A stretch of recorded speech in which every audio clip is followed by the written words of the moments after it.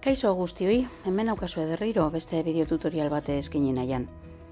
Oraingo honetan, ibiliko naz Microsoft Learn plataformaren inguruan, apurtxo bet erakusten zer daukan, zeintzuk ibilbide, zeintzuk aukera ditugun, eta sortuko ditut bideotutorial batzuk.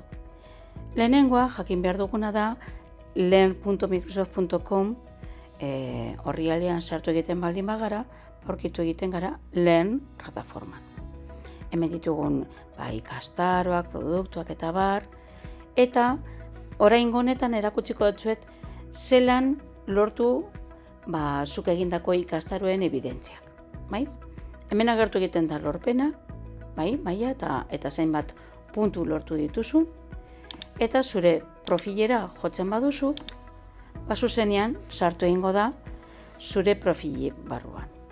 Zenbat insignia dituzun, zenbat trofeo, reputazio puntu, hemen zeintzuk ikastaro egin dituzu, eta jo egin behar dugu kasu honetan honetara, lorpenetara.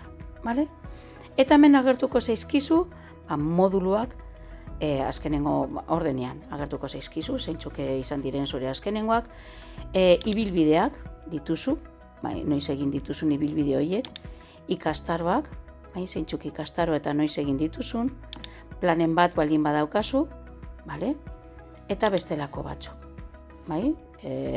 Adibidez, lortzeko renovazioa eta bat.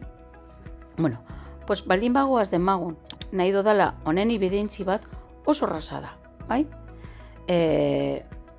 Jo egiten dugu inprimagailura eta hemen daukagu zure evidentzia. Oso erraza. Bakarrik hartu egin behar duzu hori, inprimatu gorde PDF moduan, eta hemen lortu egiten duzu. Baita ere, baldin badakazu kodigoren bat kajeatu ez duzuna, hemen egin da duzu. Baina tutorial honetan bakarrik hau nahi nuen erakustea. Zelan lortu zure lorpenen evidentziak inprimatzea. Jotzen baldin badugu beste batetara, adibidez, Copiloten inguruan, hemen eukiko genuke. Mejora de la enseñanza y aprendizaje con Microsoft Copilot. Hau izan da guztia, espero dut zuen gustuko izatea eta animatu egiten zaituztet Learn plataforma irabiltzen. Zure ikaspenak apurke joateko egiten. Gero arte!